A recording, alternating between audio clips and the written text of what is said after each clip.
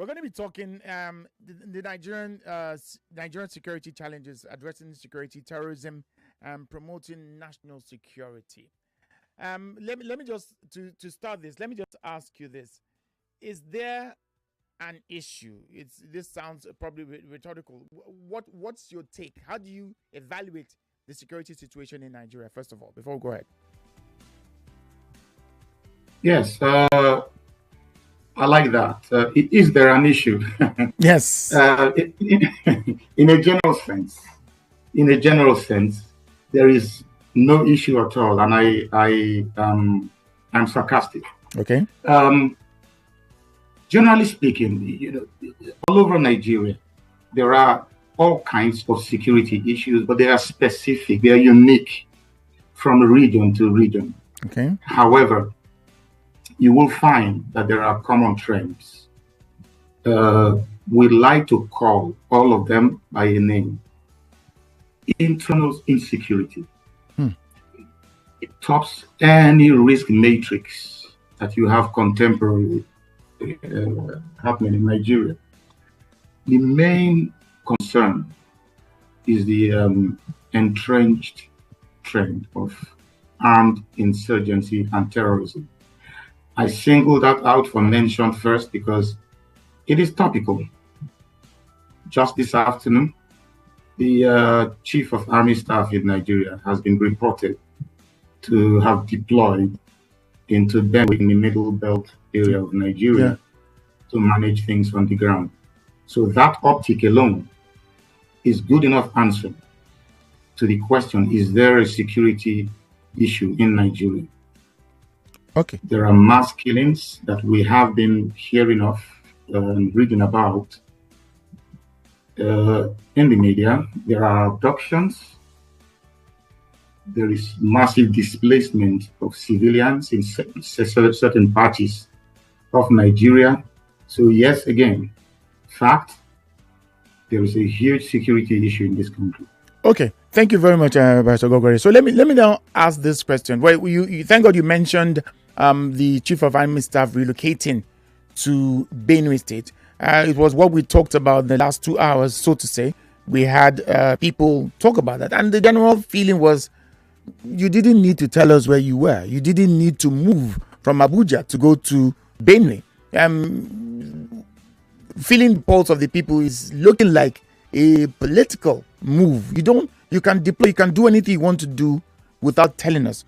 That leads me to this question: how effective has the government's response been in addressing insecurity and terrorism, and what areas need improvement? You would first need to wonder, whether the efforts are being seen. I'm sure that's the reason that there became the need for the boss of the army to deploy and in a very pronounced manner, as it were, to move shop and manage things on the ground. Okay. How effective have the efforts been? Again, it is not for want of effort that we are in this situation. Truth be told, government efforts to tackle this issue have been seen to have remained largely unimpactful. And this is fact. They've been seen to be lame. We have an already pulverized and edgy populace that is poised to easily find many reasons to vent out. We have an agricultural sector that is laboring under underproduction. Okay. But I would like to particularly mention the increasingly problematic situation with subsistence farmers who simply can't farm. Look at the Middle Belt, where the Chief of Army Staff has just deployed. That's the food basket of this nation. It is leading to what's going on in there is leading to a humanitarian crisis with thousands getting internally displaced already. I may exaggerate there, but even if we put that at hundreds getting internally displaced, That is an enough indicator of how this matter is being managed. We see effort. Effort is a good word. It is results that the people out there are more bothered about. The security matrix in this country, the insecurity matrix, I should say, is vast. There's all kinds of security problems, old and new, to bother about, but of key importance to the achievement of the economic goals of this administration, which is headlined as achieving a $1 trillion economy by the end of this administration. Of key importance to that goal will be dealing with this security situation in the new ramifications that they have shown up. Primarily, that's going to be headlined by food insecurity.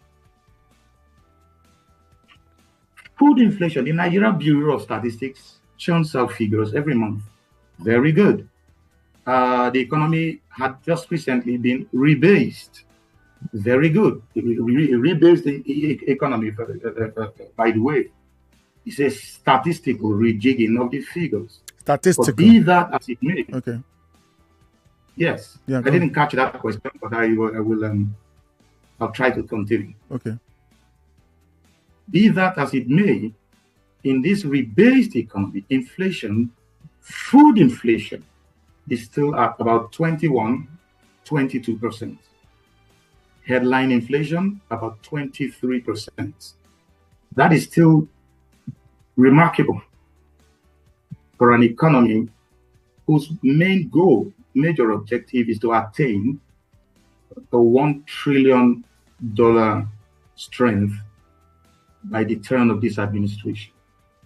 So you can ascribe these things to economic reforms, climate change, but of major importance in the root cause of this kind of nasty situation we are in with food security will be, in my view, the security concerns. Okay. Rural insecurity. Okay. Yes, please go on. Yeah. So we know a lot of monies have been spent in curbing the insecurity. Different administrations. The former administration, the Buhari administration, I could remember clearly. Nigerians can remember $1 billion. Tucano equipment have been bought. Things have. So why are we still here? Some people, I mean, naysayers, you might call them, are saying that the six columnists might be involved. If this is true about the army, are we not moving one step forward and 10 steps backward? Is it that this is now is it a business? Is it why are we not improve? Why are things not getting better?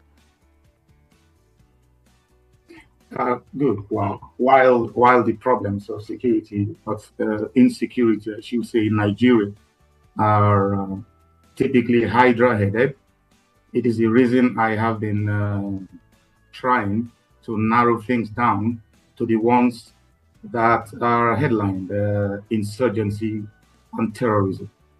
I'll tell you what, the perpetrators in that sphere, the resilience of these perpetrators, it's not merely a function of their tactical prowess. It is many other things as well. It's fundamentally linked to what I would call systemic state failures. And this is not pointing an accusing finger at any entity or any person. I'm simply analyzing. These systemic failures, including some of the things that should have happened that haven't happened, including the procurement bits that you mentioned, they've been dealt with in one way or the other in the last 5 or 6 years.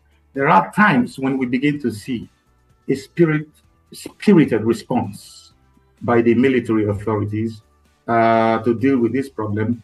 However, this matter is an asymmetric matter. It has no symmetry.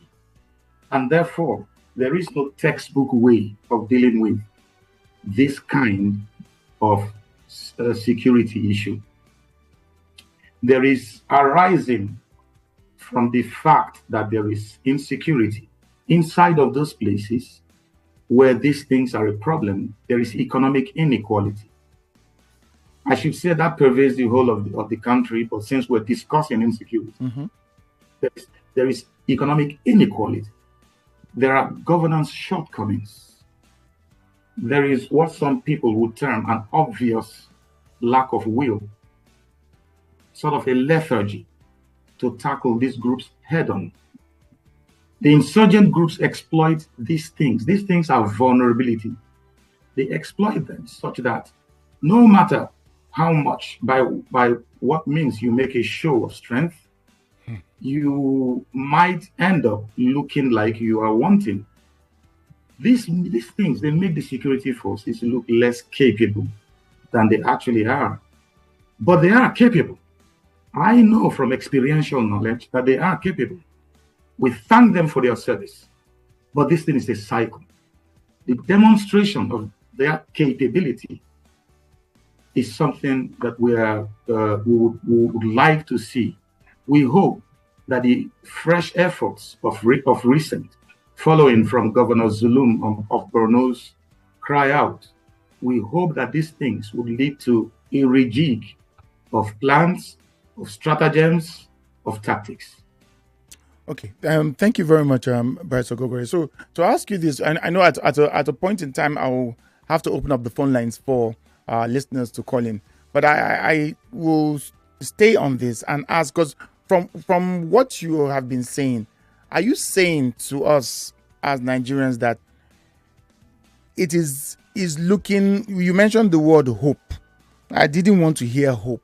Now, is it looking, with all the money we spent, with the deaths going on in Benue, in Plateau State, in Kaduna State, that happened in Zamfara, in Niger State, are we still at the level of hope?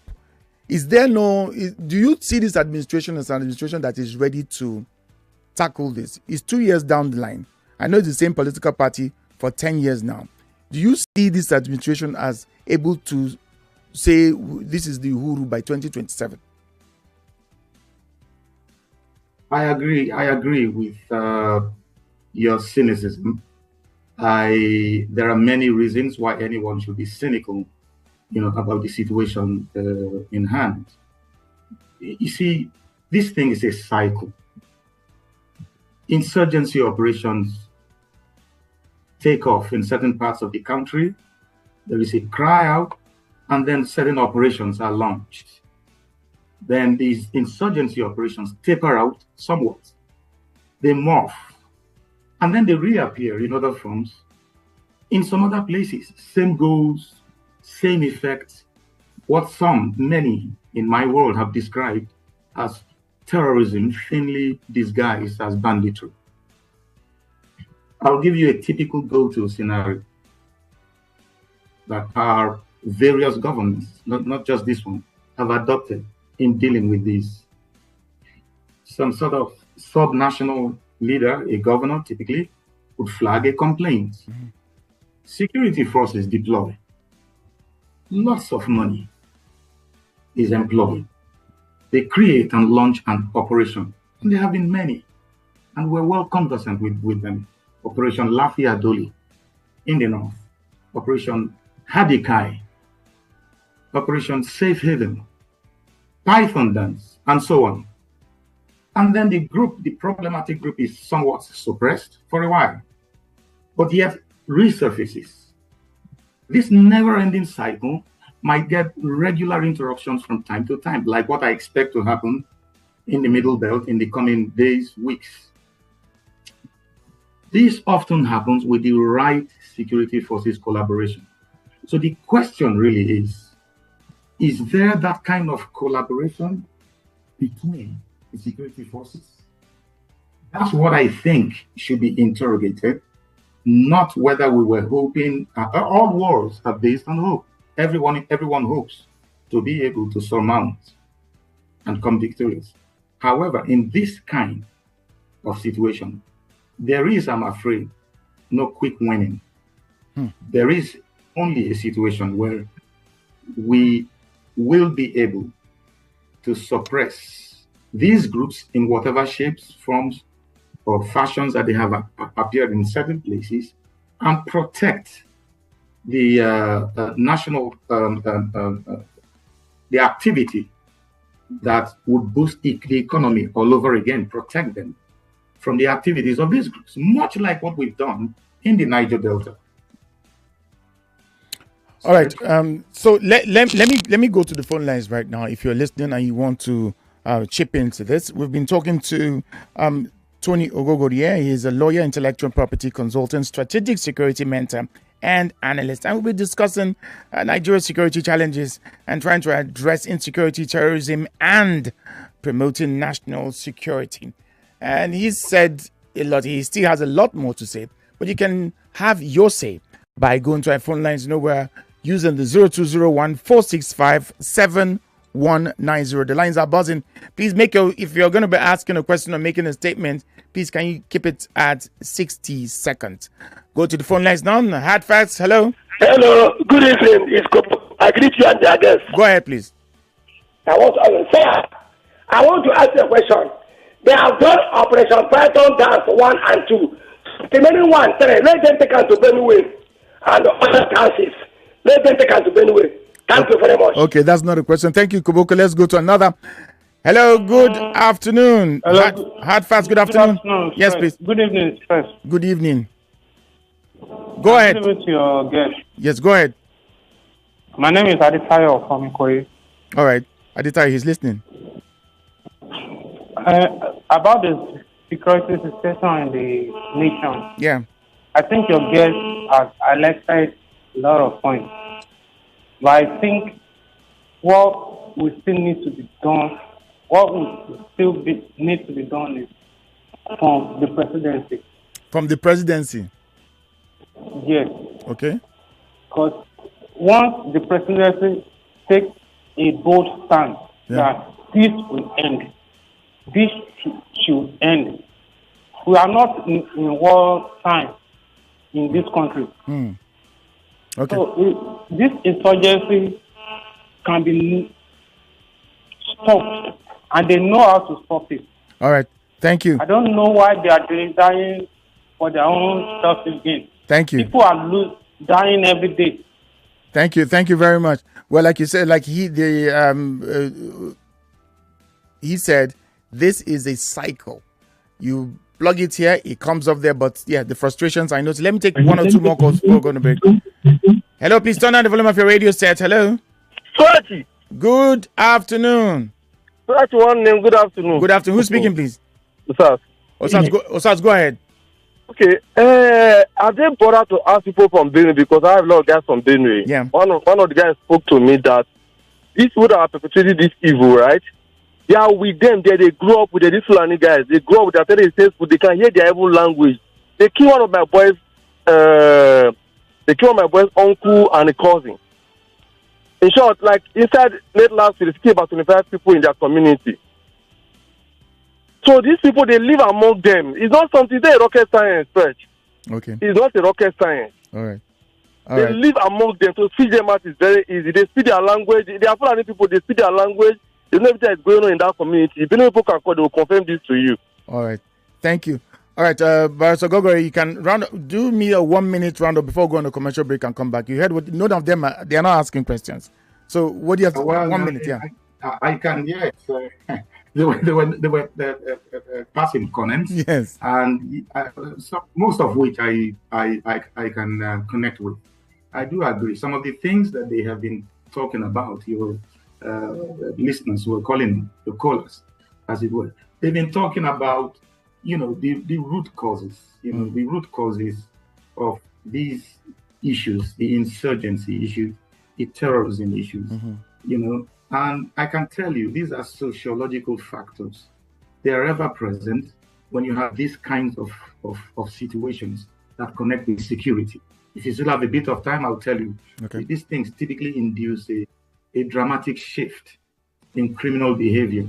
All right. And they really create a lot of problems for government, further exposing what I consider to be fault lines that were in our security makeup, even way before these things became a national security problem. All right, I'll stop you right there. We'll be back. We'll take a short break. When we come back, you can stretch your legs and probably just turn off the camera for a bit. We'll be back after a bit. It's still Hard Facts on a beautiful Wednesday like this. It's 5:25. I'll be back.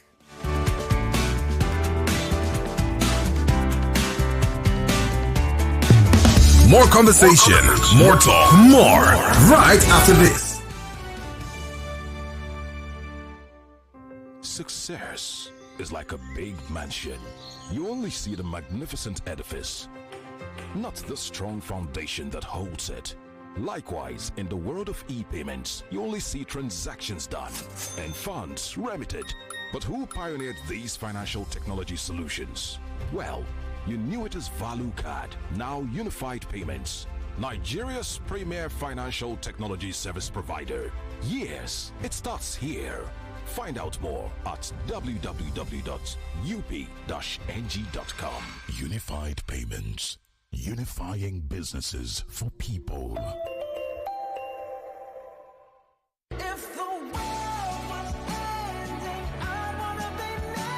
It is an incontrovertible fact that the future of power is solar. It is becoming increasingly clear that solar is the way to go if reliable, clean, and uninterrupted power is our goal. Our homes need power, our offices need power, our public buildings need power, our lives and activities need power, and of course, I mean reliable power. Now, at the Solar World Electric Technology Limited, we have cut our teeth as professionals in the business of solar and renewable energy, ranging from inverters, lithium-ion batteries, solar panels, solar water heating systems, solar street lights, etc. You can visit our office at the Seco Mall, 5th Roundabout, Lekki Epe Expressway, Jakonde, Lagos, or our website on www.solarworldelectric.com, or you can call us on 0906 331 5492. Solar World Electric Technology Limited. We are redefining the limits. Ever since Grandpa's swag retired, he's gotten quite active. You might find him making jollof rice for the family, or doing 50 push-ups a day, or busting some moves on TikTok, or going shopping with his favorite grandson. He's also experimenting new things like pairing Ankara trousers with a white shirt and a cool pair of sunglasses. Oh shit, eat that, Grandpa's fine. We believe that the fun begins at retirement. That's why Hares Life has designed the Hares Annuity Plan, a pension plan that pays you a monthly income for as long as you live. This way, you can enjoy retirement and experience life all over again. For this and other plans, visit www.hairsinsurancegroup.com. That is HEIRS, or call 0700 434 7754 to get started. This Eid, now we'll go enjoy. Now people will waka enter Grand Square, of course. From June 2nd, go 7, Grand Square, they run better discounts. We go sweet to your belly. Now the Grand Eid Bonanza, discounts full ground like Kusuya for Ilea. Special discounts on top brands for foodstuff, electronics, household, and many more. Better enjoyment they involved, though. Now celebration season with sweet savings and up to 60% off on select items. So make you carry the whole squad. Go Grand Square for Abuja, Ikeja, VI, and Kano. Grand Square Eid Bonanza. Ilea just got better. Discounts everywhere. Come shop with no wahala. From June 2nd to the 7th, you know where to be. It's Grand Square. Come and shop with glee. Is that Alfie playing football in the rain? It's Toby Chio. My goodness. When did he grow up? That's it with kids, though. It's amazing how your child grows up before your eyes. Enable their thriving development with the new NanKid 4 with HMOs to support your child's development, probiotics, and high-quality proteins to support age-appropriate growth. NanKid 4. Nourish your child's potential. All right. Business meeting in Banjul on Monday, then back to Lagos for the family dinner on Tuesday. Oh, can't wait for the boat cruise in Banjul on Wednesday. And then Friday, I will... Hold up, all in 1 week? Do you realize Banjul isn't just across the street? Well, with ValueJet's new routes, it's easier than ever. That's right. Enjoy affordable flights, reliable service, and a smooth travel experience with ValueJet from Lagos to Banjul and back. Come along and experience Banjul, the smiling coast of Africa, with us. Book now at www.flyvaluejet.com. ValueJet. Wings for everyone. The power to win bigger is in your hands with 2,500 times multiplier for BetKing Casino games. Download the app and register today using the promo code FREEBETS to enjoy 100 Naira instant bonus and other exciting offers. Terms and conditions apply. Not for persons under 18 years. Play responsibly. Hey ladies, do you know Nigerian women are celebrated for their radiant glowing skin? That's right. But with a hot sun, protecting our skin can be a challenge. Good news! Perfectio by Vitabiotics UK gives you targeted support for great-looking skin, hair, and nails. Packed with biomarine collagen, botanical extracts, and other micronutrients which contribute to skin hydration and radiance while reducing other skin imperfections. Available in pharmacies near you. Perfectil, beauty from within. Success is like an aeroplane. You only see the graceful flight high up in the sky, but not the roaring powerful engines propelling it. Likewise, in the world of e-payments, you only see transactions done, funds remitted. But who pioneered these financial technology solutions? Well, you knew it as Value Card, now Unified Payments, Nigeria's premier financial technology service provider. Yes, it starts here. Find out more at www.up-ng.com. Unified Payments, unifying businesses for people. 99.3 Nigeria Info, your number one station for talk. Let's talk. Welcome back to Hard Facts.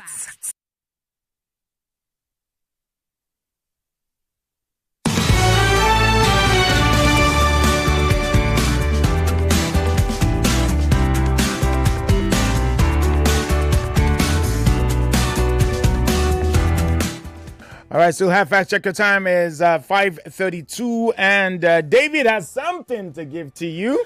Yeah, I definitely do have information for you. Introducing the essence of true authenticity in fragrance. Wazobia perfume. You know, perfumes are all the vogue right now. And this Wazobia perfume is the correct scent. A unique blend that captivates the authentic spirit of Nigeria, now available in both perfume and body spray versions. Designed for everyone, Wazobia is a unisex fragrance perfect for both men and women. It is rich and versatile in aroma. In itself, it's a statement of inclusivity and unity. Unleash your confidence with every spray. If you are a retailer, you just love buying in bulk, just know that we have got you covered across the country. Wazobia perfume comes in cartons of 24 bottles, and the body spray is available in cartons of 48 bottles. If you're interested in making Wazobia perfume a part of your collection or store, then for your carton purchases, contact us at the email address contact@wazobiacosmetics.ng. That is contact@wazobiacosmetics.ng, or call us on 0201 330 0047. That is 0201 330 0047. Our team is ready to assist with your orders. Wazobia perfume, the correct scent. Your new signature fragrance is just a call or a click away. Authentic, unisex, confidence, Wazobia. All right, we're still on the Hard Facts, the last lap of the show, the last hour, and we save the best for last. And we have with us Tony Oghoghorie, lawyer, intellectual property consultant, strategic security mentor, and analyst, analyzing for us today Nigeria's security challenges, addressing insecurity, terrorism, and promoting national security. Essential. Thanks for holding on, Barrister. Thank you so much for waiting. Good to be back. All right. So let me just ask this. Many people, in many areas where this terrorist permeates, like the last caller that talked about Benue State, that the people that are killing them are with them. Does that make it more difficult?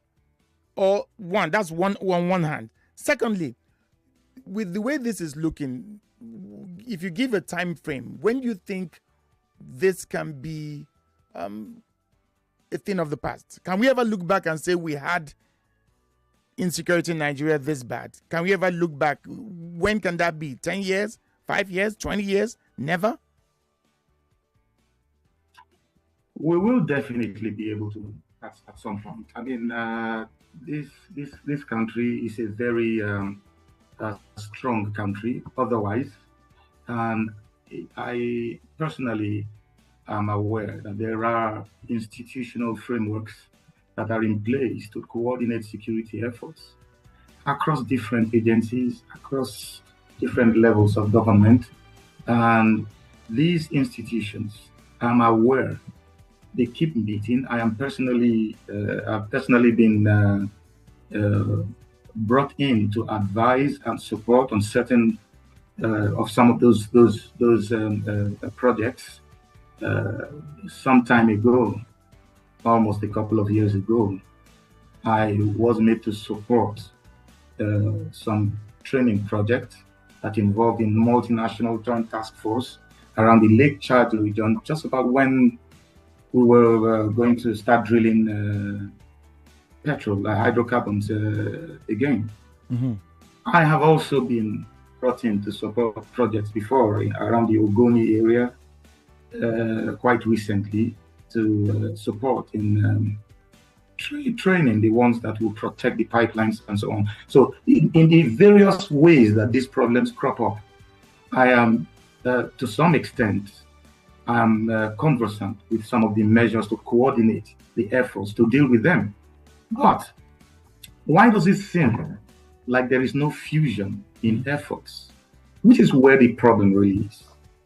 In every insurgency, in every terrorism situation where it is protracted, like the one that we have in Nigeria now, there has never been a place where you turned off the switch to say, oh, that's the end of it and all of that.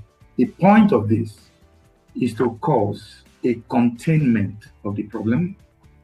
Having contained the problem, then you create measures to sustain those containment measures. So that's the thing that we should be looking out for. Therefore, I will offer to you, hard facts wise, that the thing for us to look out for is to plot the trend. So, what did we see about Kaduna recently in the last few years, 4 or 5 years or so? We saw an insupportable spike in these activities in Kaduna that hit the southern Kaduna area so much that whole families and whole villages were abducted, attacked, ransoms, and so on. But I can tell you right now, the news headlines do not seem to remember Kaduna anymore, especially in the last 6 months to 1 year. It doesn't mean that there is absolutely no act of crime going on there. It simply means that it has tapered. You are still going to record instances where there are breaches of security and so on. And that's what you're likely to see in the coming 2, 3, maybe 4 years. And that's going to depend a lot on the efforts that are on and how dedicated those efforts are to contain these problems. Okay. You see, yeah, I wanted to read some messages because there are lots of messages here, and I'll read as many as I can. Then I come to you. So it says, "Hello, Stretch. My question is, why is it so difficult for the federal government to end terrorism in Nigeria?" I think Barrister has addressed that. Is the federal government getting kickbacks from terrorism? That's one good question. Let's go check another message. Is the federal government getting kickbacks from terrorism? That's one question to be, and I think you'll be ready to answer that. And I mean, it looks as if somebody is gaining. It looks as if somebody is getting monies for this. It looks as if the jets we're buying, everything we're buying, nothing is working. So, but we're still buying, we're still borrowing money. So, I mean, this question, and it has some, right, but let me just go to the phone lines as if I can pick one or two. Hello, Hard Facts. Good evening. Good evening. Yes. Stretch. Stretch and yes. Yes, sir. You have Emmanuel Lance. All right. With you from go ahead, please. It's a comment, but I want your guest to say what he thinks about my comment. Okay. I believe this insecurity will not stop anytime soon. Number one is the issue of saboteurs in the military. Number two is what the soldiers know on the battlefield, that even if they fight and they get injured, probably the Nigerian military won't take appropriate care of them. Number three is ideology. If you remember, there was this Islamic scholar who said the wife of the president deserves to be killed, that she is a kafirun. That is an ideology that has been imputed in a lot of people, over there. Number four is those who are taking advantage, those who are coming to steal our minerals, who are giving weapons, to those people who are bandits, probably give them a bit of money, to cause havoc. Okay. Number five is the children, on the streets who have no education, who have no skills, who grow up, to be bandits, and kidnappers at the end of the day. Okay. And number five is number six, parent, that is not being served, to people who are committing crime of kidnapping, when they collect ransom, because they believe it's a way of life, over there. Right. So if you put all this together, probably in the next 10, 15 years, because the government is not taking the issue, the way they ought to be taking them, probably will not be able to be solving these issues. So for now, I believe the government should start from enrolling children, on the street into schools, and probably start from that changing of ideology. Thank you. Thank you so much. Long one there. Barrister, can you react in 1 minute before I pick another call? Should I go ahead? No, very briefly. Again, I find myself agreeing with that last speaker. There are definitely leadership shortcomings. The reasons for not effectively countering insurgency, the way we're seeing it in Nigeria, they're deeply rooted in a combination of, I would say, institutional, strategic, and operational factors. Okay. That sounds like a mouthful, but everything else you describe, from what we see, we hear, we read about, both on social media and as fact, from investigative reports and so on, from the complaints of troops on the ground, etc., they all go to the fact that there are deep institutional problems, there are strategic factors, and then there are operational factors. There is no denying of that. The primary limitation is that our national strategy on counter-terrorism does not seem to, in my view, and this is my view, doesn't seem to cohesively and effectively integrate military, intelligence, and socio-political efforts in a manner that fuses these things and works on them individually. I will expatiate on that. I would expatiate on that if there was enough time, but we can move that into... All right, let me take another call and say, hello, it's Hard Facts. Good afternoon or good evening. Good evening, Mr. Stress. Good evening, sir. All right. My name is Godwin, calling from Lapwell. Godwin, go ahead. Yes.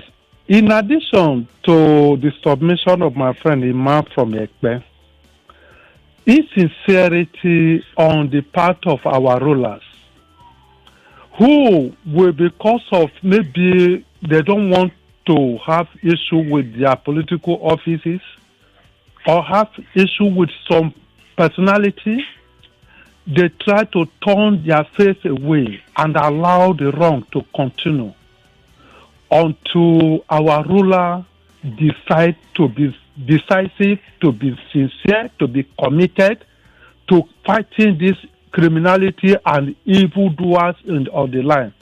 Then we may not get the solution quick. In addition, again, the issue of welfare of the people at the forefront, ensuring that peace is extolled in this country. How are they being cared for? What is their welfare, their salary? And those that have fought and retire from the service, what do they get? It is something that is mind-blowing the pain, the agony, the government so-called have inflicted on these people that are doing their best, their life at risk, but what do they take home? Okay. What is the benefit? Even at the war front, and after the retirement, what do they do? All right, thank you. Or to the government say and do the needful, then there may be no either end. Thank you. May God help Nigeria and God bless Nigeria. All right, thank you. All right, that one is based on the welfare of the people, the morale of the soldiers. I'll pick another call. Hello, Hard Facts. Hello, good evening. Good evening, sir. Good evening to your guest. Yes, good evening. Mrs. Oboli, go ahead, please. All right. My question is a two-part question.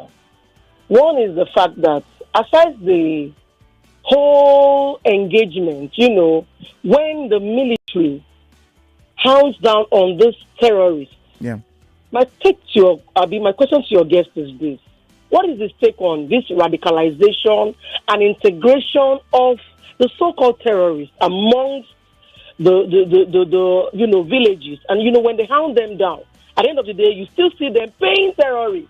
That's one. Secondly, somebody spoke about their welfare. But my question would be, after you've radicalized and paid terrorists, do you think I, as a military officer, that are not given a proper remuneration, I would go ahead to stake my life for so-called terrorists again? Because to me, the body language of the past government, this present government, they're not matching their words with action. So if I'm going all out to do my own, then what exactly is the government bringing to the table? Now, secondly, is the fact that the military expertise has been replaced with forest guards. What's your guest take on these two questions? Thank you very much. Thank you, Mrs. Oboli. Thank you. Go ahead, Pastor Oghoghorie. You heard her? Yes. On the first take of your question, yes, there are definitely going to be all kinds of strategies first, and then stratagems to deal with the issue of insurgency and terrorism. There's going to be proposals, there's going to be groupings that will come up with strategies that will be practiced, they will be tested. And that's how you get things like some sort of carrot and stick approach. You strike, and then you deal with the other factors that drive the issues of insurgency and terrorism. That's probably the reason you will keep seeing measures like de-radicalization. You're going to keep seeing that because there is a school of thought in dealing with these issues that insists that you cannot strike insurgency out of existence. Do you agree with that? Do you agree with that school of thought? Do you agree? I have a neutral mind. I think I agree with the school of thought that says you have to try everything, particularly because there have been places where the hearts and minds war has been considerably won wherever that was tried. The Americans didn't quite succeed with the hearts and minds part of the war in the Levant, in the Middle East, in Iraq and in the Middle East, certainly not in Syria. But there are people who swear by it. And if you then become at the helm of authority, especially at policy-making level, and you do not tap into that and get that done, then it looks like you are not in tune with what's going on. I'm sure that's the reason measures like that are tried. But again, I agree with the last question. For how long are we going to keep trying something that doesn't seem to be giving us the kinds of outcomes that we would have desired? You see, so that's a thing as well. In thinking out these things, we do have to remember that there are institutions that actually get these kinds of suggestions presented to them, and they vet them and they decide to try them. Sometimes they do so out of, I don't want to use the word that is very common in Nigeria. It is not cluelessness. It is out of a desperation to succeed. Okay. Nevertheless, Nevertheless, there is a National Security Council in Nigeria that coordinates security at the policy level. I'm very sure they have a bouquet of options. I'm very sure they have timelines for commencing some of these kinds of measures and ditching the ones that are not working. Okay. All right. Let me take another call. Yes, it's Hard Facts. Good evening. Good evening, Fred. Yes, please. What's your name? Adebayo from Ikoyi. All right, Barrister Oghoghorie is listening to you. Go ahead. Yes, first of all, good question from Mrs. Oghoghorie. Yeah. I love how the barrister responds. But my question to him now is that, does he think the government of Nigeria is complicit in this insurgency issue? Because it's kind of, I don't know how to put it. It's staying too long. It's taking too long. Yeah. Yes. And costing us too much. I think somebody powerful in this nation or some group of powerful people in this nation is complicit in this issue. All right. Thank you very much. I'll take another call because we have to round off. Let me take another call so you can take this all in one. All right. It's still Hard Facts. Good evening. Good evening to you, Stretch. Good evening. Who's speaking to us? Okay, my name is Emmanuel. My only question that I have for your colleague there in the office, in the communication. Yeah. Okay, please, can you help me ask him, why are military paying the supreme price and the terrorists are being set free and reintegrated into our society? Okay. Then, why answering that question, finally ask him, is democracy a menace to us or a blessing? Is it a cost to us or a blessing? Okay. All right. Thank you. Thank you so much. That will be the last question. So you have to answer, then we'll sign off on that. Go ahead, Barrister Oghoghorie. Yeah. If I think, if I think that the government. Yeah. Do you think the government is complicit? Yeah. Now, what I think will be of little import.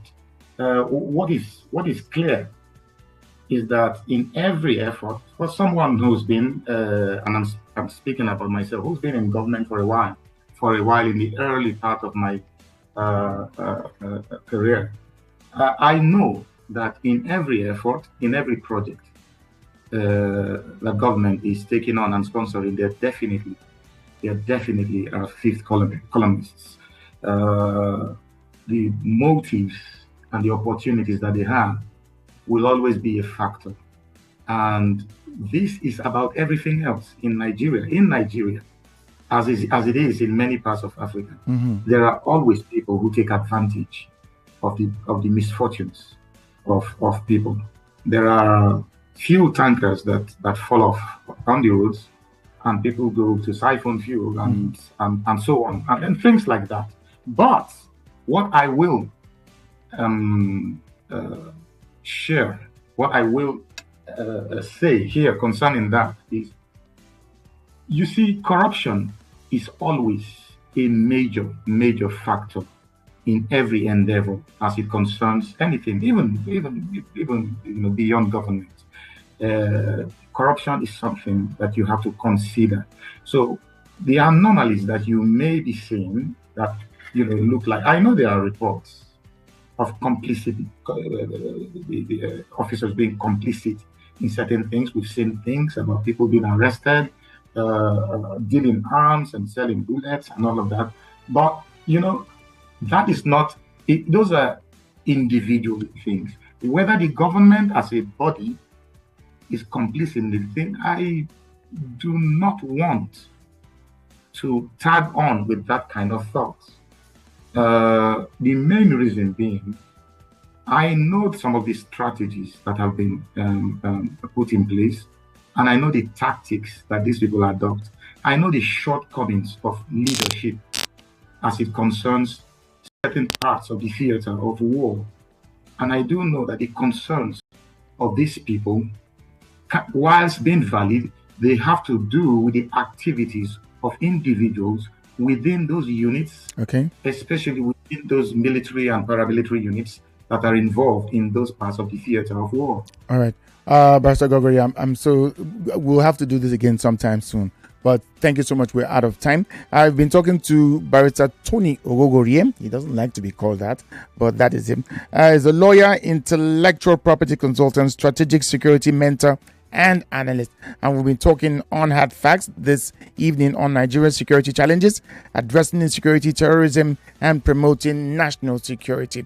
We'll do an encore on this because there's, like you said, there's so much to unfold, but time is not on that side. Thank you so much for taking our time today to address us. Thank you so much for coming along. My absolute pleasure. All right. It's Hard Facts, and this is where I sign off. I'll be with you tomorrow. Yeah, you have to tolerate me for the rest of this week. Take care. Bye-bye. More news and information coming up. We'll be back in a moment.